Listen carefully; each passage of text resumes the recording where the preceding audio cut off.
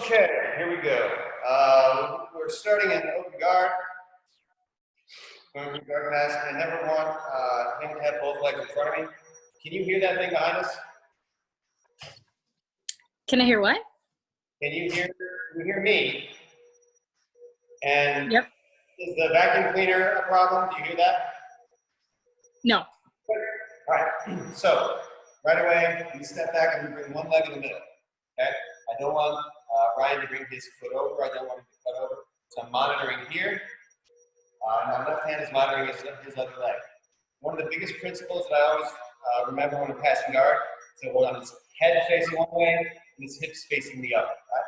I'm going to bring his hips over, still monitoring this leg, and then I'm going to dive and control his head, right? I want head control. This hand, if I can, I'll sort of like hook right at his armpit and drive my shoulder so that, again, his head is looking that way, his hips are back towards me. Ryan's done the right thing and tried to trap my knee. He's got my leg above my knee, right? I want to clear that. So keeping this head pressure in place, use my right hand, clear my knee through, and drive forward to sort of three-quarter mount. One here. I'll take his lapel and feed it around. Okay? I'm going to take my right hand, take his lapel, and start threading the choke. Now I'm not threading anything right now because his head and hips are both facing to my right. I want to change this. I'm going to lift my hips, drive my knee across his back to the other side of his body. You guys see that? Once I'm here, I'll be pulling up on his arm, and I'm keeping my choke threatening here. At this point, I get to choose what I want to do. Do I want to go for submission, or if it's like late in the match, and I just want to pass. If I want to pass, I'm going to forcing him to look away from me while my foot is still keeping his hips facing me. As I do that, I can clear, come up and get control. All right? So get it from the other side. Here we are. Here with his legs. Bring him over. Grab his head.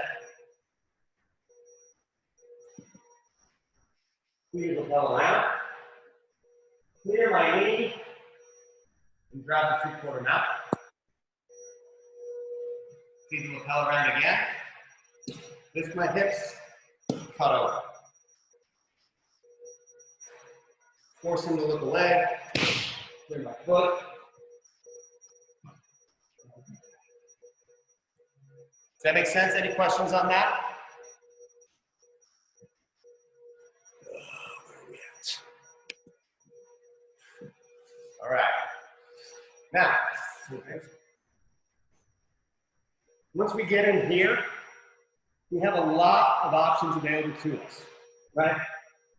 Whenever I clear up to this three-quarter mount and feed this lapel, this is a great hub for me. I'm threatening a choke.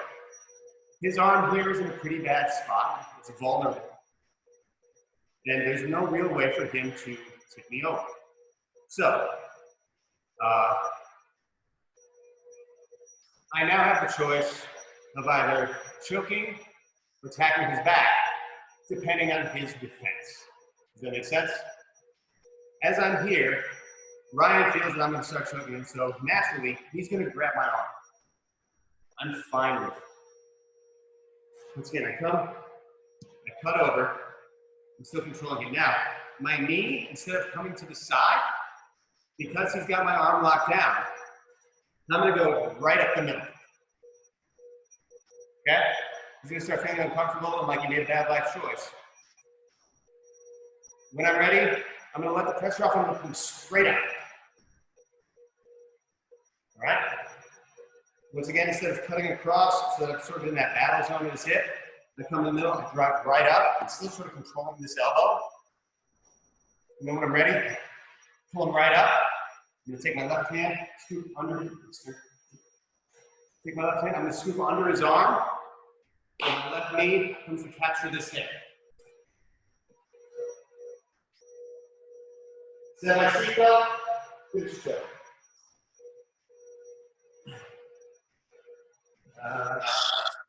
Can I ask a question?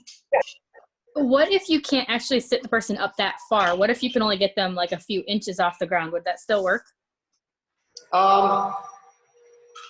The question is, if I can't sit them all the way up, if I can only get them about here.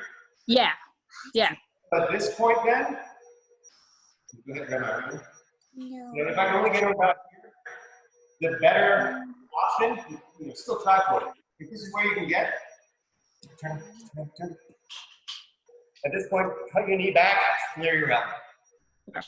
Right? This arm is in a place where you can see, sort of dig out an arm bar a little bit. Right? Once you come around, you lift this elbow up. You can come in for it. The other option that you have is once we're here, I can start setting up this drop strip, right? And that's when Ryan decides to roll up into it. So, if I'm here, try to pull him up, that doesn't work out. He's too massive. He's a physical specimen, right? So instead, I try to cut. Ryan takes the bait and he starts rolling up hard. All right. If his arm comes across, here, I'm going to take this hand and this elbow down here, I'm going to sink it. My chest is going to push into his tricep. Rotate. I can take this hand, I can sort of grab here, I can grab this belt, right? And then I rotate here. It's essentially the same as a Darce, right? But what's keeping this arm against his neck on this side is my chest. You can finish it without a switch. Just stay here, and then my right arm just pulls right through.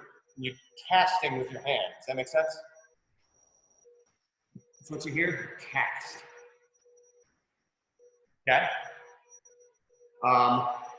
Now some guys, when they decide to roll up, they roll all the way up. Okay, he comes up here. Again, I'm gonna keep this grip. Let's take this way.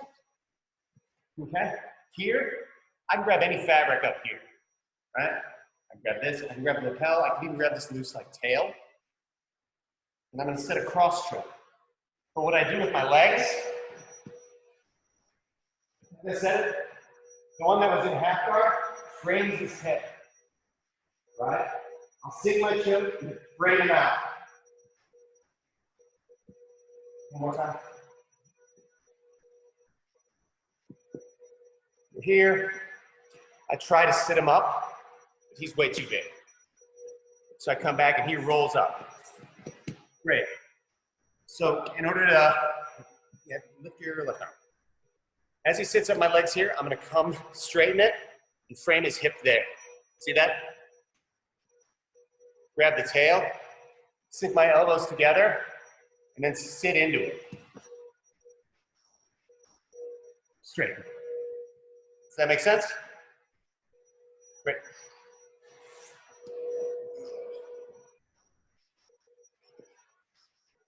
Man, good thing we warmed up.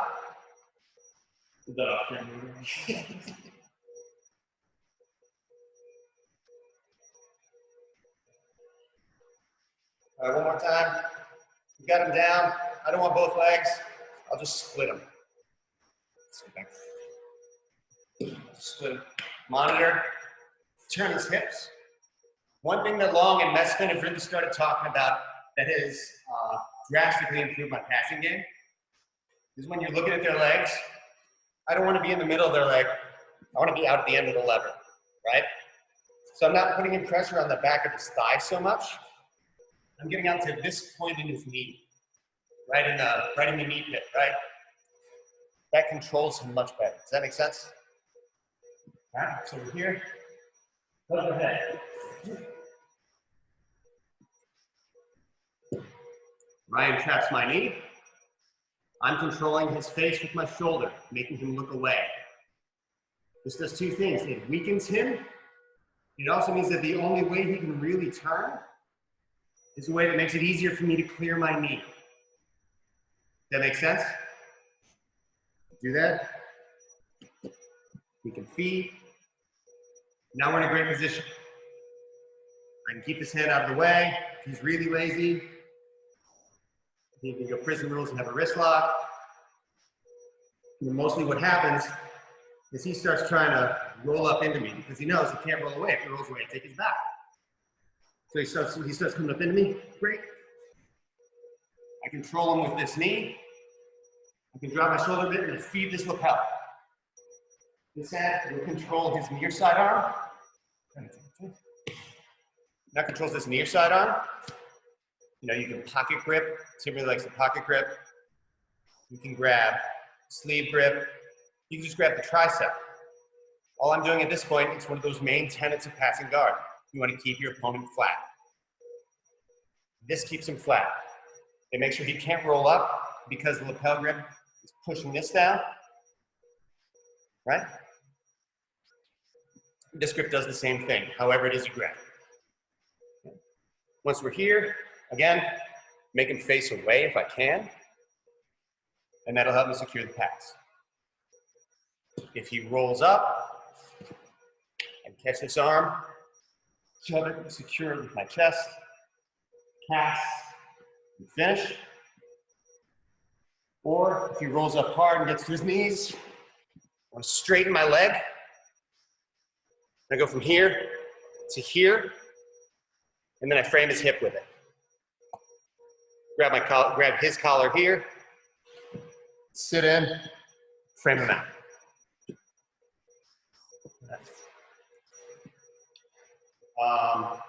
So that's my standard guard pass. It's very effective. Again, it hits all of the main principles or concepts that you have to keep in mind when you're passing guard. You want to control your grips. You want to keep him flat, and you control the space, right? Any questions about it? We got a couple new guys who just popped on. Show the variation where you finish the mount. All right. Sure. Again, here we are. I split his legs. I come through. I get here. I clear my knee. And there's always, depending on what he does, there's always a chance just to come to mount from here. Right? Pull this leg up. And now we're here. Okay? But all of that, again, I'm controlling where his face looks and controlling where his hips look. If his face is looking that way, it's the only way his hips can turn when he has any strength or mobility. So I'll do that because that lets me clear my knee. Once I clear my knee, I can just slowly climb, clear my foot, start attacking. Okay. The other option that you have from here, from here I gauge what I can do and how I can attack by the placement of his right arm on my left hip. Okay? If his right arm stays on the outside, if it stays out here, then I'm gonna feed, and I'm gonna do everything that we've been showing, right? If his right arm comes in to protect, again, I can come up, I can pull him up and take his back. If his right arm comes in and he doesn't keep it, now there's a rolling back take opportunity that you have, okay? My right knee stays where it is. I want to keep this arm out of the way. Step back. This way. Step back here. Roll over my shoulder.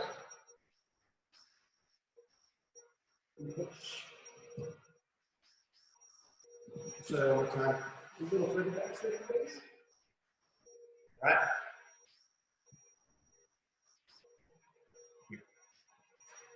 Here we are on the 3/4 mount. Just keeping my foot, right?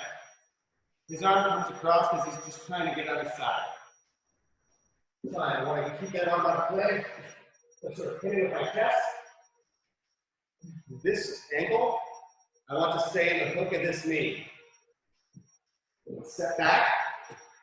All right, again, this ankle still in the hook of that knee. I'm going to roll over my right shoulder and grab his far foot. As I'm here, I want to take the foot that's in his ankle and push it down to the ground to expose his back. I don't want to push it out. He's going to get out. Instead, I want to push it down to the ground. I still got this foot if I want it. Push it down to the ground, and I want to grab with the back of his collar. You can, your legs here, you can grapevine or something. I've found that if you just stomp on it and grab his collar, you have all the control you can want, right? You just want to sit up, hip out, then my seat back.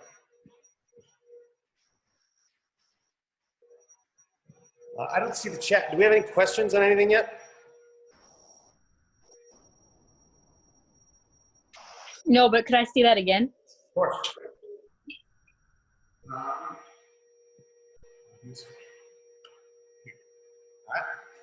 We're here. We've got 3/4 mount. He's got my ankle. All right, that's fine. He gets up on his, that's his left side. Fine. I keep this here. His foot, the hook stays in his knee. Back step. Where are you having any grips at that point on his gi top or no? No, at this point, he's turned away. My main concern is I want to keep this arm out of the party. If this arm is in the party, that prevents the roll, and it won't let me get to the back. All right? I might just be pushing this down. But no, I don't have any grips as I'm sitting here. I can kind of grab his hip if I want to. If his knee starts sitting up, pointing up, then yeah, I'll take this and pin it down. Right? Because if this starts pointing up toward the sky, there, I'm gonna be sold out, right? I can still, you know, that's why I can pass guard. But I was just so close to mount, and here I'm so close to his back, that feels like a wasted opportunity. Right? So once I'm here, I see my far foot that I want to grab, my ankle's in his knee, I reach, and I roll over my right shoulder. I stomp down to expose his back, grab his back collar, and then this hand, I can also reach for this guy right here, right under his armpit, right? Once I'm here, I can take my left foot, hit the skate, make some space, and get to where I want my seat back.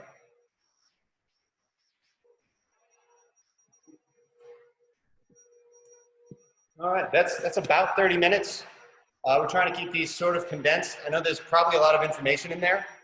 If you guys got any questions, you can ask them now. If you think about them in 5-10 minutes, shoot a question to the fundamentals page or my phone. I mean, whatever. I see Eduardo, Colin, and Rando phone number are also on this.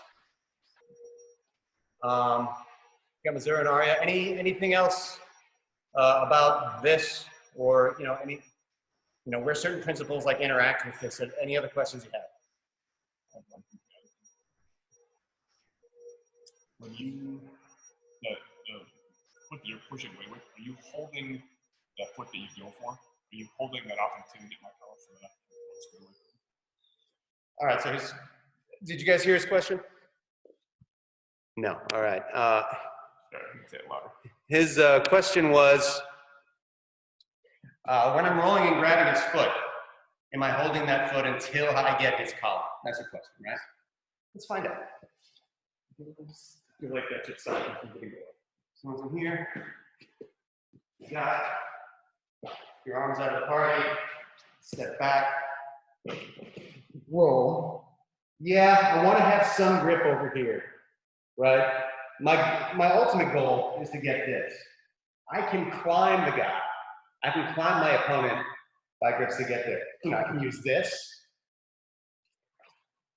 I can feed here. The whole goal is, I want to expose you, but I don't want to let you roll up, right? If I go here and I just let go of you, you can roll up to your knees.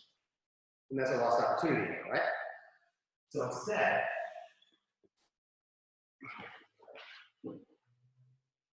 this gives me control of that side of his body. This foot lets me control his left side. I've got his right side controlled with this hook and this stump right here, right? If I don't control his left side, he can just sit up and start passing my open guard. So I stop. Now I want to grab something. This is good. This is good. This is where I want to be. Ready? Yes, how I would get out. Yeah. I believe that's where I was. So before anything, it doesn't have to count, just something. Right. Your end goal is that column. All right? Here you go, guys. Hope everybody's doing good. Question? Colin, I don't know how to get out of the headlock. You're going to have to look that up in a book. We'll cover that next time. All right, guys. Be good. Let us know if we can do anything. Thank you. Thanks, Chris. Cheers, guys. Yeah. Thank you.